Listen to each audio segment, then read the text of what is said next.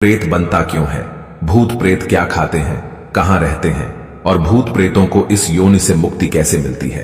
अरे यह दुनिया है, ठीक उसी तरह भूत प्रेतों की भी अपनी दुनिया होती है। उस दुनिया में केवल भूत प्रेत ही रहते हैं। हालांकि हर व्यक्ति इस बात को नहीं मानता, लेकिन जो लोग भूतों को देख लेते हैं या महसूस कर लेते हैं, उन्हें इनके होने पर यकीन हो जाता है। गरुड़ पुराण के अनुसार भूत प्रेत वही लोग बनते हैं जिनकी कोई आखिरी इच्छा अधूरी रह जाती है या जिन लोगों का अंतिम संस्कार विधि सम्मत नहीं किया जाता। ऐसे मनुष्यों की आत्मा को शांति नहीं मिलती और ऐसे ही मनुष्य मरने के बाद प्रेतयोनि में अनंत काल तक भटकते रहते हैं। शास्त्रों में लिखा है कि जो व्यक्ति भूखा, प्यासा, संभोग सुख से विरक्त, राग, क्रोध, द्वेष, लोभ, वासना आदि अतृप्त इच्छाएं लेकर मृत्यु को प्राप्त होता है, तो वो अवश्य ही भूत बनकर भटकता है। इसके अलावा जो व्यक्ति दुर्घटना, हत्या, आत्महत्या आदि से मरा है, वह भी भूत बनकर भटकता है। ऐसे व्यक्तियों की आत्माओं को तृप्त करने के लिए श्राद्ध और तर्पण किया जाता है। जो लोग अपने स्वजनों और पितरों का श्राद्ध और तर्पण नहीं करते, वे उन्हीं आत्माओं द्वारा परेशान किए जाते हैं। दोस्तों, भूतों को खाने की इच्छा अधिक होती है और उन्हें प्यास भी अधिक लगती है, लेकिन तृप्ति कभी भी नहीं मिल पाती। भूत प्रेत क्या खाते हैं, इसे जानने से पहले आइए जानते हैं कि वह कहां रहते हैं और क्या करते हैं। भूत प्रेत बहुत दुखी और चिड़चिड़े होते हैं और कई प्रेत हर समय इस बात की खोज करते रहते हैं कि उन्हें मुक्ति देने वाला कोई मिल जाए। ये कभी अपवित्र घर में तो कभी जंगल में भटकते रहते हैं। ज्यादा शोर, उजाला और मंत्र उच्चारण से यह दूर भागते हैं। इसीलिए इन्हें कृष्ण पक्ष ज्यादा पसंद है और तेरस, चौदस तथा अमावस्या को ये अधिक सक्रिय रहते हैं। भूत प्रेत उन स्थानों पर आते जाते रहते हैं जिन स्थानों से मृतक का अपने जीवन काल में संबंध रहा होता है। इसीलिए बहुत दिनों से खाली पड़े घर में या बंगले में भूतों का वास हो जाता है। दोस्तों, भूत प्रेत आखिर खाते क्या हैं? यह सवाल काफी रोचक है। इसका एक सीधा जवाब नहीं है, क्योंकि भूत प्रेत का अस्तित्व ही विवादास्पद है। अगर हम माने कि भूत प्रेत सच में होते हैं, तो उनके खाने से संबंधित कुछ मान्यताएं हैं जो समय, स्थान और संस्कृति के अनुसार अलग अलग है। कुछ लोग मानते हैं कि भूत प्रेत मिठाई पसंद करते हैं क्योंकि मिठाई में प्राण होता है जो उनके लिए प्रलोभन होता है। कुछ मानते हैं कि भूत प्रेत मांस, मदिरा, रक्त, कीड़े, मल, मूत्र, पसीना, लार, रोना, हंसना, सपना, प्रेम, सेक्स, सुंदरता पसंद करते हैं क्योंकि उनके पास इनमें से कुछ भी नहीं होता। जबकि कुछ मानते हैं कि भूत प्रेत कुछ भी नहीं खाते क्योंकि उनके पास शरीर नहीं होता और वे केवल मानसिक संतुष्टि के लिए खाने की चाहत रखते हैं, लेकिन ये मानसिक संतुष्टि उन्हें कभी नहीं मिलती। लेकिन अगर गरुड़ पुराण की बात करें तो इसका सटीक उत्तर अध्याय 7 के प्रेत कल्प में मिलता है, जिसमें एक प्रेत ने एक राजा को भूत प्रेत क्या क्या खाते पीते हैं इसका वर्णन किया है। तो दोस्तों, अब आइए गरुड़ पुराण में लिखित त्रेता युग की उस कथा को जानते हैं जिसमें एक प्रेत ने एक राजा को प्रेत योनि से जुड़े आश्चर्यजनक तथ्य बताए हैं, जिसे जानने के बाद आपको भी अपने प्रश्नों के सारे उत्तर मिल जाएंगे।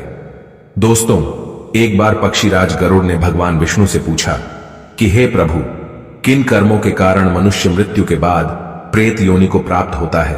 प्रेत योनि में उसे क्या क्या कष्ट मिलते हैं और प्रेत योनि में वह क्या खाता पीता है? कृपया कर विस्तार से बताएं।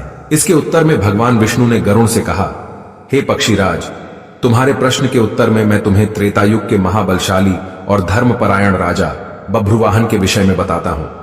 राजा बभ्रुवाहन धर्म कर्म में विश्वास रखने वाला प्रजापालक राजा था। एक बार वह शिकार पर गया और शिकार करते करते घनघोर वन में वह भटक गया। बहुत भटकने के बाद जंगल के बीच में उसे एक तालाब दिखाई दिया। राजा थकान और भूख प्यास से बहुत व्याकुल था। उसने जलाशय में पानी पीकर स्नान किया और एक पेड़ के नीचे आराम करने लगा। तभी एक भयानक प्रेत उसके सामने आया और बड़ी विनम्रता से कहा, हे धार्मिक व्यक्ति, आप कौन हैं? आपके संपर्क में आने से मेरा प्रेत भाव छूट गया है। तब राजा ने उस प्रेत से पूछा, तुम कौन हो और किन कर्मों के कारण तुम्हें यह प्रेतत्व प्राप्त हुआ है और यहां इतने डरावने घनघोर वन में क्यों हो तथा किस विधि से तुम्हें इस योनि से मुक्ति प्राप्त होगी?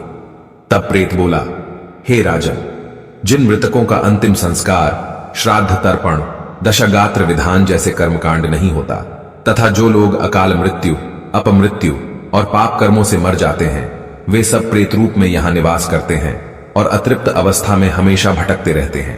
हे राजन, हम प्रेत किसी भी भौतिक वस्तु को ग्रहण कर तृप्त नहीं हो पाते। इस वन में सुंदर फल विद्यमान है, फिर भी मैं भूख प्यास से पीड़ित हूं, क्योंकि मुझे जल और फल किसी की भी प्राप्ति नहीं हो पाती। हे राजन, अब मैं आपको अपने पूर्व जन्म के बारे में बताता हूं। मृत्यु से पूर्व मैं विदिशा नामक नगर में रहता था। वैश्य जाति में उत्पन्न हुआ था। उस जन्म में मेरा नाम सुदेव था। मैं खूब दान करता था। देवताओं पितरों को नियम से पूजन तर्पण आदि किया करता था, जिससे वे संतुष्ट रहते थे। किंतु मेरी कोई संतान न होने से मेरे सभी पुण्य कार्य निष्फल हो गए। मेरा कोई मित्र बंधु बांधव नहीं था, इसलिए किसी ने मेरा अंतिम संस्कार नहीं किया। इस कारण मुझे प्रेत योनि की प्राप्ति हो गई और मैं अनंत काल से इसी योनि में भटक रहा हूं। मुझे भूख और प्यास तो लगती है, लेकिन मैं तृप्त नहीं हो पाता। हमेशा भूख शांत करने के लिए इधर उधर भटकता रहता हूं। अब मैं आपको एक मणि दे रहा हूं। उससे प्राप्त धन से उत्तम ब्राह्मणों को आमंत्रित करके विधि विधान से मेरे निमित्त औधर्व दैहिक क्रिया का अनुष्ठान करके मुझे प्रेत योनि से मुक्ति दिलाइए। इतने में राजा को ढूंढते हुए सेना भी आ गई और राजा वापस आकर प्रेत के बताए अनुसार प्रेत के नाम से अंतिम संस्कार व अन्य क्रिया संपन्न की। सारे संस्कार पूरा होते ही वह प्रेत तत्काल स्वर्ण के समान देह वाला हो गया। उसने राजा के सामने उपस्थित होकर उसे प्रणाम किया। उसने राजा बभ्रुवाहन की दयाशीलता की प्रशंसा करते हुए उनके प्रति घोर कृतज्ञता व्यक्त की और उसके बाद वह अपने पुण्य कर्मों के फल स्वरूप तत्काल स्वर्ग चला गया। दोस्तों, इस कथा से एक यह बात भी पता चलती है कि मृत व्यक्ति के निमित्त उसके परिवार वाले ही नहीं, बल्कि कोई भी अंतिम संस्कार की क्रिया को संपन्न करा सकता है।